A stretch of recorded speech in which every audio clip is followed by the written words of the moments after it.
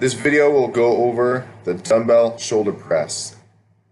I will show this using a neutral grip, so see how the handles are forward and backward instead of side to side. This is a neutral grip. So the first thing you start with here, getting the dumbbells racked. So I have them in what's kind of called a front rack position. So the head of the dumbbells are on my shoulders. This will be easier to see from the side view, which you'll see here in a couple minutes. But I have the head of the dumbbells on my shoulders, and my elbows, if you look at my elbows are in a little bit and forward. Okay, so you don't really want them any wider than I'm showing them right now. If you go wider than that, it's not going to be a good path. You're trying to press the weights up, right?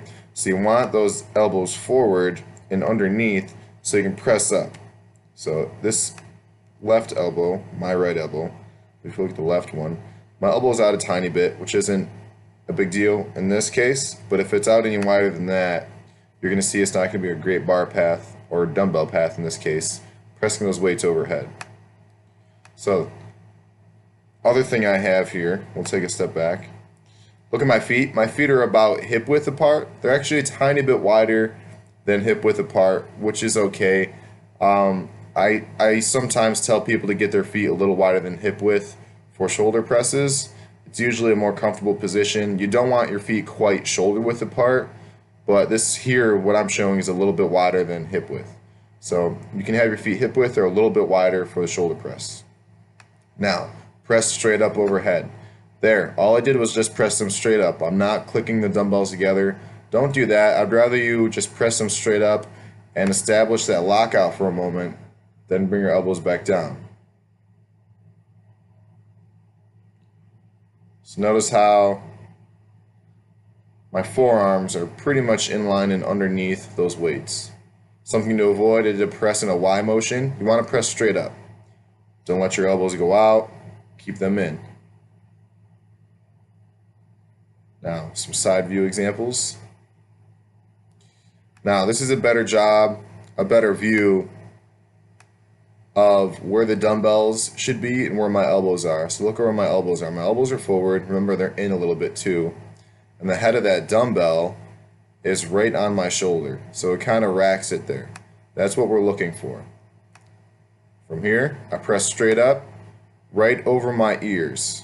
So the goal here is have the weights in line with your shoulders, ears, hips, heels, all down the torso here in a nice straight line. That's the goal. Also, keep your abs nice and tight. So you want to be squeezing your abs while you're pressing the weight overhead. If you're not, what'll happen, you'll notice some aching probably in your lower back, because your lower back is going to compensate and bend in a way that's not very healthy for it.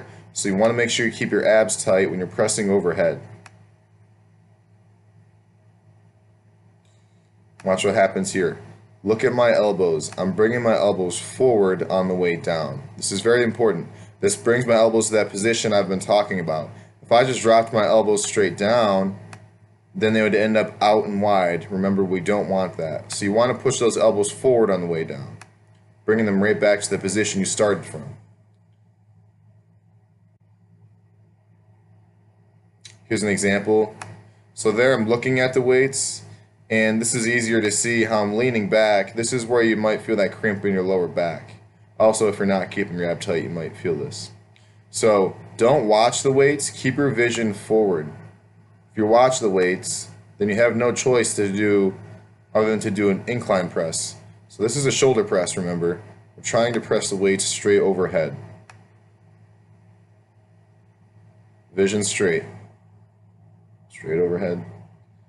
There you go, that's the dumbbell shoulder press.